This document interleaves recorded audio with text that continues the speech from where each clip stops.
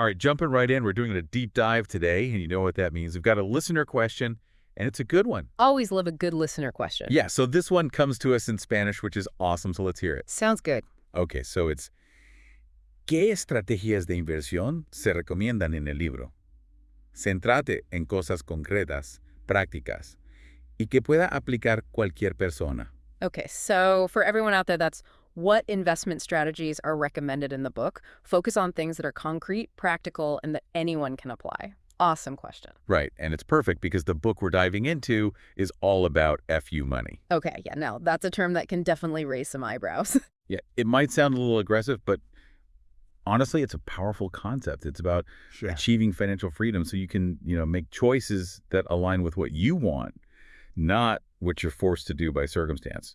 And the cool thing is, this book, The Simple Path to Wealth, if you're just joining us, it lays out a surprisingly simple path using really low-cost investing strategies. And to break it all down, we've got our expert here who can, I can try to untangle it all. Sometimes financial stuff gets complicated. Exactly. So let's jump right in. I mean, this book is all about mindset, right? Like, it's not about being a millionaire with a yacht. It's about having the freedom to walk away from a job you hate or to take that extra vacation time. It really emphasizes a different way of thinking about wealth. Like, it's not about luxury, it's about choice. I love the story in the book where the author actually uses his FU money to negotiate more vacation time, and then later when he loses his job, he's totally fine. It doesn't even faze him because he's got that financial security. And that's what makes this book so relatable. It's based on, real-life experiences, not just some theoretical stuff. And it gets practical right away. Like, before even talking about investing, it goes all in on the whole debt issue. Like, it's intense. Yeah, it's almost like this personal finance boot camp. The book lays out all these statistics about consumer debt in the U.S., and it's pretty scary. But it's not just about the numbers. It's about how debt weighs you down mentally and emotionally. It's that constant feeling of chasing payments, Totally. It's like trying to climb a mountain with a backpack full of rocks. Yeah. You're not going to get very far, right? Yeah, not at all. So once you've ditched that debt, how do you actually start building this FU money? Well, the book is a huge advocate for investing in the stock market, but specifically through low-cost index funds. And they really hone in on one in particular, Vanguard's Total Stock Market Index Fund, or VTSAX. You heard of it? Yeah, it's like the star of the show when it comes to index funds. Instead of picking individual stocks, which is notoriously tricky, by the way, even for pros, an index fund lets you buy a teeny tiny piece of tons of companies. Oh, okay. So you're spreading your risk across, like, the entire market. Exactly. You're instantly diversified, and the fees are super low, so more of your money is actually working for you, not just going to some fund manager. Okay, that makes sense. Okay. But still, the market can be intimidating, right? All those ups and downs. It can feel like a roller coaster sometimes. Absolutely. It can be scary to watch. And that's where this beer analogy from the book comes in. It's so good. It says the stock market is like a glass of beer. So the beer itself, that's the long-term growth of all these companies. That's where real wealth comes from. And then the foam on top. I see where you're going with this. The foam is the daily market fluctuations, all the noise that makes people panic and make bad decisions. Focus on the beer, right? Not the foam. Trust in the long-term growth of the economy. It's just so simple and brilliant. Yeah, it really drives home the point that you're not trying to time the market or find the next hot stock. You're basically betting on the overall growth of the economy as a whole. And the book does a deep dive into the history of the market. And even through all those crashes and corrections, guess what? It's gone up over time, consistently. And that's where the magic of compounding really comes in, right? You got it. Even small investments, if you make them consistently and let that compounding work its magic over time. It just snowballs. Exactly. The book gives some great examples showing you the math. Like, imagine going back to 1975 and investing a measly $130 a month in something like VTSAX.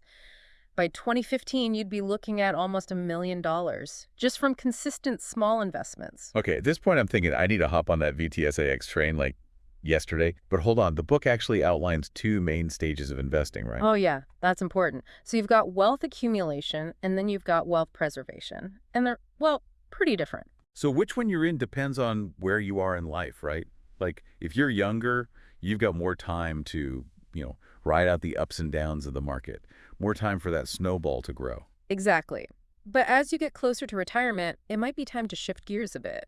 You might start thinking more about preserving what you've built and creating a steady stream of income for your golden years. And that's where the wealth preservation stage comes in. Right. It's a bit more about stability.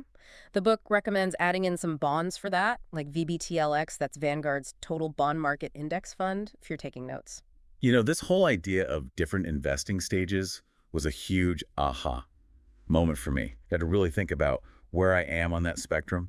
But even with the perfect strategy, there's this big obstacle that we all face, our own minds. Oh yeah, our brains can be our own worst enemies when it comes to investing. This is where the book gets really fascinating, diving into all the psychological traps we can fall into. Trying to time the market, picking individual stocks, falling for those get-rich-quick schemes that are everywhere. Ugh. It's like a minefield out there. But the good news is just being aware of these biases is the first step to overcoming them. Oh, tell me about it. I've definitely fallen for some of those get-rich-quick things before. It's like our brains are wired to want that instant gratification, even when we know it's probably a scam. It's tough to fight against those instincts. So the book's kind of like shining a light on all those sneaky little mental shortcuts that can lead us astray, right? Exactly. It uses real-world examples and even pulls from behavioral economics research to help us understand how our minds work, or sometimes how they don't work the way we think they do. So we're learning to outsmart ourselves, basically. You could say that. All right, let's talk about something that I know a lot of people are curious about. The 4% rule. It comes up a lot in retirement planning, but I'm still not 100% clear on how it works. Yeah, it can seem a little mysterious. It's basically a guideline for figuring out how much you can safely withdraw from your investment portfolio each year in retirement without running out of money. And this is based on some solid research, right? Not just some random number someone pulled out of thin air. Right. It comes from a famous study called the Trinity Study, which analyzed a ton of historical market data to see how different portfolios performed with different withdrawal rates. Oh, yeah. I remember those charts from the book, the ones showing how different portfolios fared over, like, 30 years. It really shows you how much impact that withdrawal rate can have over the long term. Huge impact. So the 4% rule says you can withdraw 4% of your portfolio every year and have a good chance of your money lasting for at least 30 years. Okay, that makes sense. But the book also stresses that this is just a starting point, right? Like, Yeah. It's not a foolproof guarantee. Exactly. You've got to be flexible because, market conditions change, life throws curveballs, your needs might change over time. The 4% rule is a great tool to help you plan, but it's not a substitute for being smart and paying attention to your finances. It's like a roadmap, not a GPS. Perfect analogy. Okay, before we wrap up this first part of our deep dive, let's touch on Social Security. It's always a hot topic, especially these days. Yeah, and there's a lot of confusion and misinformation floating around out there. For sure. So how does the simple path to wealth approach Social Security? It's pretty pragmatic, actually. The book acknowledges that Social Security is important for a lot of people, but it's also very realistic about the challenges it's facing and the possibility of future changes, adjustments to benefits and things like that. Yeah, reading that section was definitely a reality check for me. But in a good way, I think. Like, okay, let's be honest about what we can realistically expect from Social Security, and then focus on building our own financial foundation so we're not solely reliant on it. It's all about taking control of your own future, right? Exactly. So to sum up what we've covered in this first part of our deep dive, we've talked about the empowering idea of FU money, the absolute importance of getting rid of debt, and then the power of investing in those low-cost index funds, especially VTSAX. We've explored the magic of compounding, my personal favorite, the different stages of investing depending on where you are in life, and all those psychological traps that our brains can throw at us. And of course, we've touched on the 4% rule and taken a good hard look at Social Security. Whew, that's a lot. It's a lot to pack into one part, but I think it's a great foundation for understanding the basics of building wealth. Absolutely. But don't worry, we're just getting started. One of the things that really stood out to me in this book is the emphasis on simplicity. Like, sound investing shouldn't have to be rocket science, right? Right, and this book really hammers that point home. It's like they're saying don't overthink it. Which brings us back to our friend, VTSAX. I mean, it's practically the poster child for keeping investing simple. It really is. Yeah. And what makes VTSAX so special? Well, it tracks the entire U.S. stock market. Whoa, the whole thing. Yep, you're basically buying a tiny little piece of every single publicly traded company in America. So talk about diversification. And that's a lot of companies. It is. The book highlights this study that showed over a 20-year period, VTSAX actually outperformed 80% of actively managed funds. So that's a pretty compelling argument for keeping it simple. Yeah, I'd say so. Okay, so it's like having a little slice of the American dream right there in your portfolio. But let's be real for a sec. Even with all that diversification, the stock market can still feel kind of scary, right? Like all of those drops and dips, it's enough to make your stomach churn.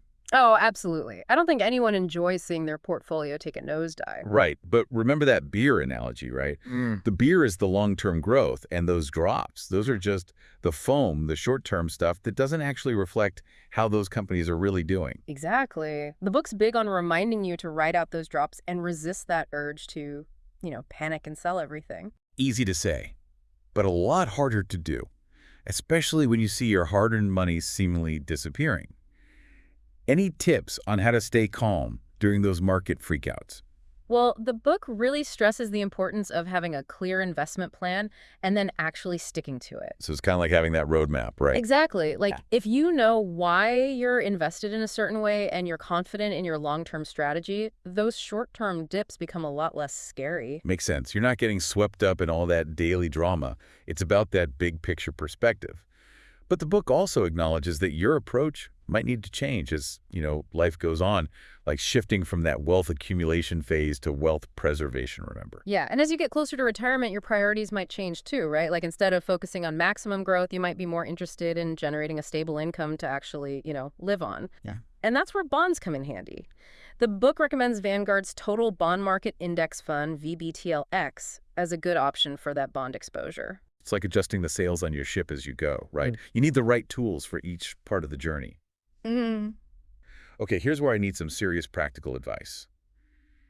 The book talks a lot about those psychological pitfalls and biases, but how do we actually, overcome those? It's easy to say, don't try to time the market, but it's like our brains are wired to chase those quick wins. Right. It's hard to fight those instincts. But the book actually compares market timing to believing in Santa Claus. It's more fantasy than reality. And picking individual stocks, well, even those Wall Street hotshots have a tough time beating the market consistently. So if they can't do it. Exactly. It's really hard. Like, if it were easy, everyone would be a millionaire, right? It's true. So sticking with those broad-based index funds like our good pal VTSAX seems like the way to go. But what about those sneaky biases, like, loss aversion and confirmation bias? Oh, those are tough ones to shake. It's that tendency to, hold on to losing investments way too long or only look for information that backs up what you already believe, even if it's wrong. Oof, yeah, I've been there. We all have. But the book has a cool tip for dealing with those biases. It suggests keeping a journal of your investment decisions. Like a diary for your money. Yeah, sort of. Write down why you're buying or selling something. And this can help you see any patterns in your thinking and, expose those biases that might be creeping in. I love that. Holding yourself accountable to your own logic. Okay, another thing that I always get tripped up on all those different types of investment accounts. 401k, IRAs, Roth IRAs. It's a lot to keep straight. The book does a good job explaining those. But any extra tips that might help us, decode it all? Yeah, the book really stresses making the most of any employer-sponsored retirement plans, especially if there's a matching contribution. Yeah, that free money. Exactly, free money. And when you're deciding between a traditional IRA and a Roth IRA, the book gives some helpful ways to figure that out, like it depends on your current income and what tax bracket you think you'll be in when you retire. All right, got to think about those taxes. It's all about optimizing those sweet tax advantages. So we've got our solid foundation with VTSAX. We're watching out for those sneaky mental biases, and we're maxing out those retirement accounts. What other nuggets of wisdom does the book offer? Well, it reminds us that investing isn't just a set it and forget it type of thing. It's important to rebalance your portfolio every now and then. Rebalancing, right? That's where you adjust the percentages of stocks and bonds you have to make sure everything still lines up with your goals and how much risk you're comfortable with, like making sure those scales are balanced. Exactly. It doesn't have to be complicated. You can do it once a year. or even less if you're using a target date retirement fund, which automatically adjusts the asset allocation as you get closer to retirement. The book talks about those too. Target date retirement funds, those sound pretty handy. But they're not the right fit for everyone, right? Right. One thing to keep in mind is they can be a little pricier than just building your own portfolio with those individual index funds we've been talking about, and they might not offer the same level of customization. Gotcha. So it's like choosing between those preset meal plans and just cooking from scratch. Yeah. Both can work, but it just depends on your style and, how involved you want to be. Okay, we've covered a ton of practical stuff. Anything else that jumps out at you from the book? Well, the book touches on some more advanced topics too, like health savings accounts, HSAs. Ooh, yeah, those are great. They've got those triple tax advantages, right? Contributions are tax deductible, the money grows tax-free, and you can withdraw it tax-free for qualified medical expenses. It's like a win-win-win. Exactly. A financial trifecta. And the book also really hammers home the importance of educating yourself about investing. Like the more you understand, the less likely you are to get pulled in by those get-rich-quick schemes or make decisions based on fear or, just plain greed. Knowledge is power, baby. And this book is a serious power tool for anyone who wants to take charge of their financial future. Totally agree. But it's important to remember that investing is a marathon, not a sprint. The book emphasizes patience, discipline, and that long-term mindset. Back to that beer. Right. We're in it for the long haul, not the fleeting foam. All right, we're back for the final stretch of our deep dive into the simple path to wealth. And let me tell you, we've covered a lot. From kicking debt to the curb to becoming best friends with index funds, we've even learned how to outsmart our own brains, which, let's face it, can be tricky sometimes. But there's one piece of the puzzle we haven't really dug into yet. Yeah, we've talked about the nuts and bolts, like what to do and how to do it, but what about the why? Right, like what's the point of all this financial freedom anyway? Exactly. And that's where this book goes beyond just, the mechanics of investing and gets to the heart of what it really means to be financially free. Because it's not just about having a big pile of money sitting in a bank account somewhere, right? It's about what that money allows you to do, how it can actually change your life. The book shares all these amazing stories about people using their FU money to, chase their dreams, starting businesses, traveling the world. Some even just used it to spend more time with their families. It's pretty inspiring. There's this one story that stuck with me about a guy named Mark. He ends up buying a hotel in Tahiti, of all things. Wait, what? Yeah, no joke. And he had zero experience in the hotel business. He just saw an opportunity and went for it. That kind of bold move, it takes a certain level of financial freedom for sure, but it also takes a certain mindset. And that's something this book really encourages you to develop. It's like that fear just kind of melts away when you know you've got that safety net, right? Yeah. It makes you more willing to take risks, try new things, maybe even buy a hotel in Tahiti. Exactly. It opens up all these possibilities. And the book really pushes you to ask yourself, what am I not doing because of fear? Or self-doubt? What opportunities am I missing out on because I don't think I'm good enough or experienced enough or whatever? We all have those little voices in our heads sometimes, right? Telling us to play it safe, don't rock the boat. But with FU money. You've got the freedom to tell those voices to, take a hike. Exactly. Because even if you fail, you've got that cushion to fall back on. It takes the pressure off in a big way. Yeah, it's not about being reckless. It's about having that space to pursue what really lights you up, even if it seems kind of crazy, like buying a hotel on a whim. So this book, it's not just about personal finance. It's kind of like a personal development book, too, in a way. It's about figuring out what you truly value and then using your money to support that, creating a life that feels, authentically you. It's about recognizing that money is a tool, right? Yeah. And like any tool, it can be used for good or bad. Right. So the book's encouraging us to be mindful about how we use that tool. To build a life you love, not just a fat bank account. So well said. Okay, as we wrap up our deep dive into the simple path to wealth, I want to leave you with this thought. It's not just about getting rich, it's about becoming free. Free to make choices, free to chase your passions, free to create a life that feels meaningful to you. And the best part is that freedom is within reach, Anyone can achieve it if they're willing to follow these simple, powerful principles. It's about taking control of your finances so you can ultimately take control of your life. So go out there, start investing, build your own path to FU money. And hey, who knows, maybe we'll see you sipping margaritas on a beach in Tahiti someday. Thanks for joining us on The Deep Dive. Until next time, keep seeking knowledge and keep diving deep.